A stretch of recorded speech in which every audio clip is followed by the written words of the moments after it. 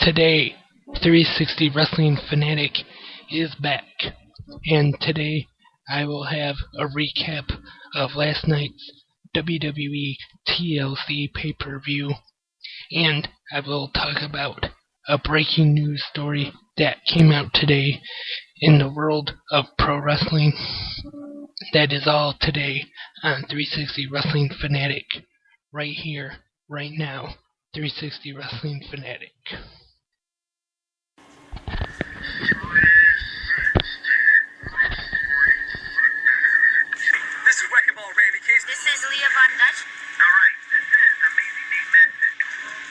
This is the Ace High, Cameron Scott from Clash Wrestling.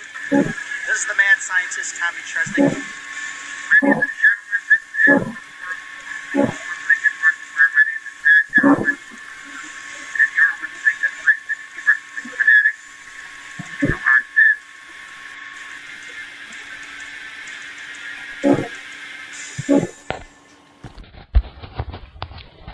Hey wrestling fans, welcome to another episode of 360 Wrestling Fanatic.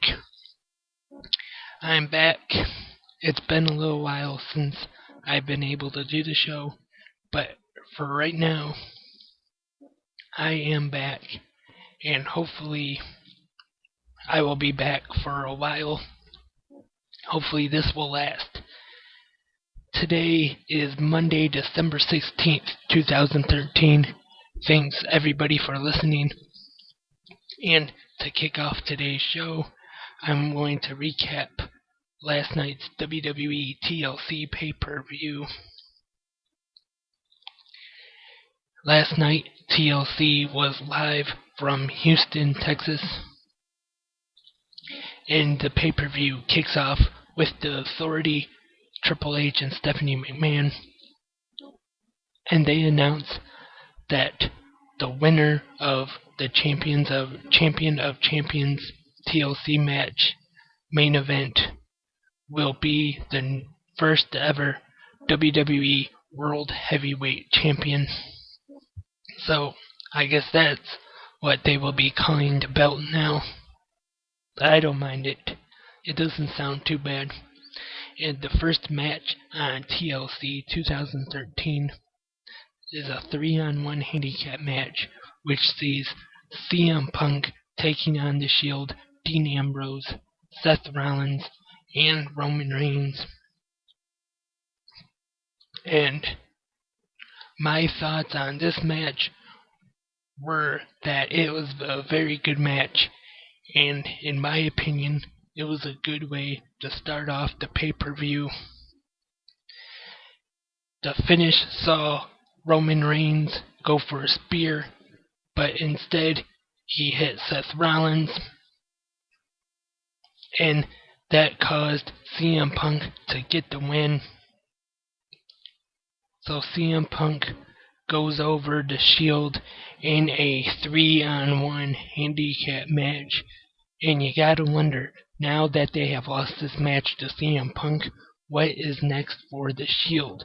Could we see the end of this powerful faction in WWE? And our next match on TLC is for the WWE Divas Championship, and champion AJ Lee is defending against Natalya. And this was a quick match. Nothing really special, but it wasn't too bad. AJ Lee picked up the win, which I was glad to see. I was hoping she would have retained the Divas Championship. She's probably my favorite diva right now, next to Summer Rae. But that's just me. Next up, we have a match for the Intercontinental Championship. Damian Sandow challenging against the champion Big E Langston. This is another match that's not too bad, but it's not, I'm going to say it's really anything special either, but it was okay. Big E Langston gets the win to retain the title. And then we see the pre-show panel. Josh Matthews with Mick Foley and Booker T. And they announced, due to what happened on the pre-show, The Miz and Kofi Kingston got into a fight, so they're going to have a match tonight, and it will be a no disqualification match. Next up on WWE TLC 2013, it is a fatal 4-way tag team championship match, and it is the Real Americans versus Rey Mysterio and The Big Show versus Ryback and Curtis Axel, the team known as Rybaxel now, which that is a name I really don't like, as they're facing the defending WWE Tag Team Champions, Cody Rhodes and Goldust. Now, I would say this might be my pick for match of the night. Really great match here, and Goldust looked great in the match, I thought. And as far as Goldust goes, I think he is, as far as his in-ring wrestling goes, has probably been the best he's been in his whole career. And although I would have rather have seen the Real Americans go over and get the tag team titles, it was still a really good match, and one of my picks for match of the night. Next up, we have R-Truth taking on Brodus Clay in a match that I do not believe was advertised. We see more tension between Tons of Funk as Brodus Clay is beating down on R-Truth, and Tensai is trying to get him to just pin him, stop beating him, and finally Tensai walks out, and so do the Funkadactyls, Naomi and Cameron, and then Brodus is distracted by that. He sees them leaving, and then R-Truth rolls him up for the pin and gets the win. And now it is time for the no DQ match, which was also unadvertised. Kofi Kingston taking on The Miz. This is another match that it was just kind of there. Nothing real special, but nothing real bad either. And to finish these, The Miz removed the turnbuckle pad, but Kofi Kingston ends up slamming The Miz face first into the exposed turnbuckle to get the win. Your winner, Kofi Kingston. It is time for our second 3-on-1 handicap match of the evening. Daniel Bryan taking on the Wyatt family.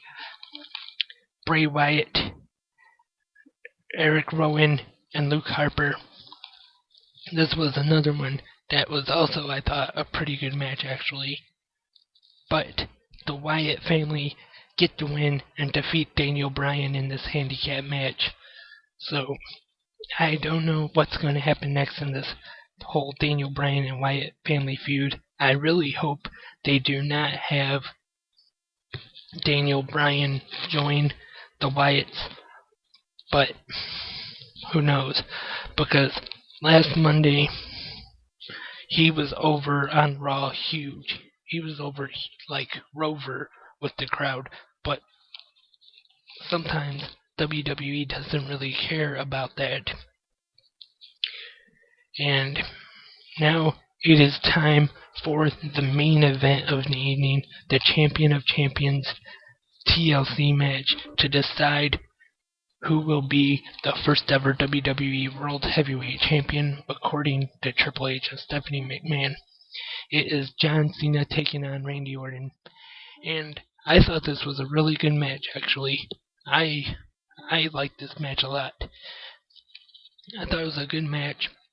The finish of the match sees Randy Orton handcuff John Cena to the bottom rope in the corner, starts to climb the ladder, and then Cena ends up loosening the turnbuckle and pulls it off, climbs up the other side, hits Randy Orton with the turnbuckle, knocks him down, and then Randy Orton goes to the other side, grabs the rope, pulls Cena off the ladder, and Cena goes head first through a table that was set up in the other corner. Randy Orton goes up the ladder, takes his time a little bit, and then pulls down both of the titles to become the WWE World Heavyweight Champion.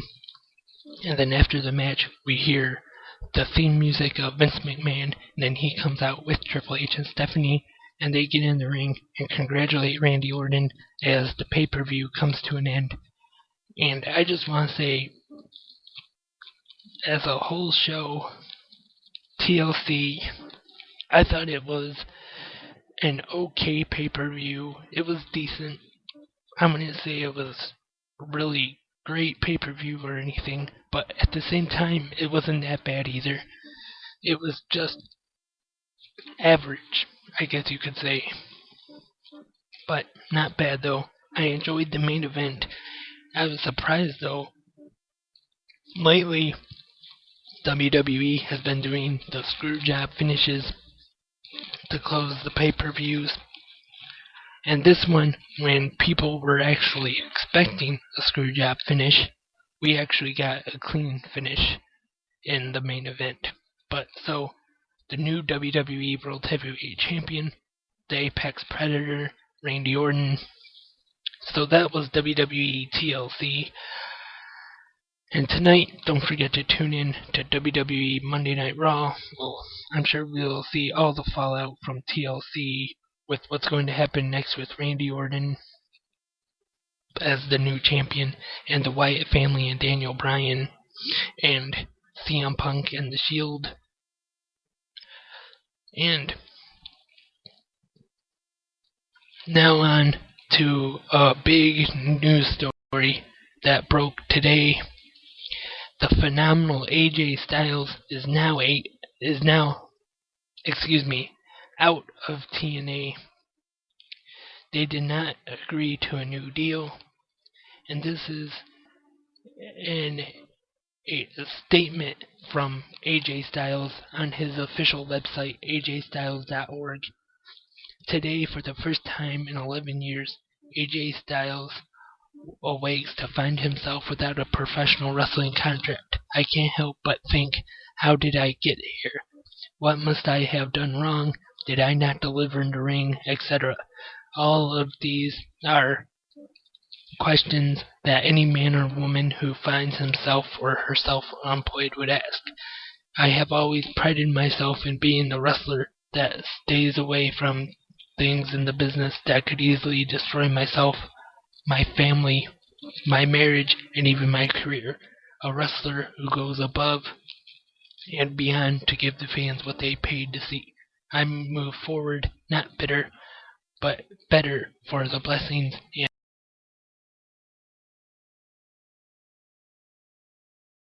just a little bit of the statement from AJ Styles. To see all of it, you can go to his website, ajstyles.org. And I think it's a little disappointing that AJ Styles and TNA couldn't work out a new contract. It's going to be weird seeing AJ Styles not in TNA, but maybe they can work something out now. You never know. Never say never in the wrestling business. He could be back in TNA. And also, some more news about AJ. He will be doing some indie shows coming up soon. December 28th, Anarchy Wrestling in Georgia. January 19th, Pro Wrestling Express in Salem, North Carolina. January 26th, Smash Wrestling in Toronto, Ontario. February 1st, Dreamwave Wrestling in Chicago, Illinois. February 7th, Deep Southern Championship Wrestling in Blue Ridge, Georgia. And I know, personally, I would like to see AJ Styles come here and make some appearances in the Michigan area. And that is all I have today for this episode of 360 Wrestling Fanatic. And like I said at the top of the show, I hope to have more shows up soon. I hope this lasts a while, but for now, I am back. And before we go, I have to remind everybody you can like 360 Wrestling Fanatic Radio on Facebook and follow the show on Twitter at 360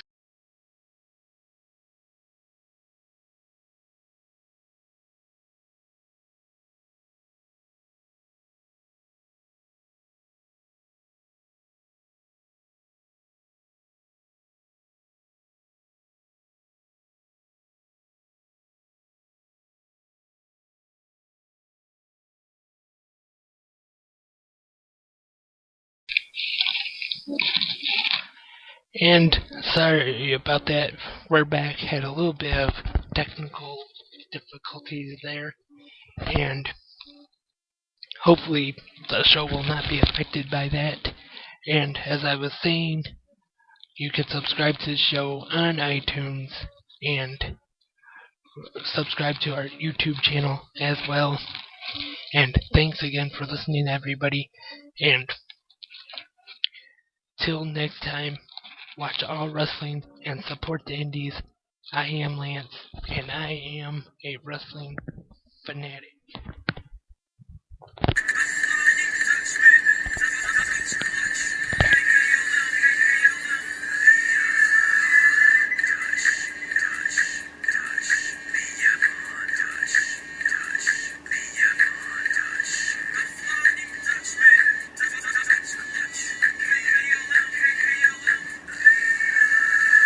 This is Leah Von Dutch, and you're listening to 360 Wrestling Fanatic Radio.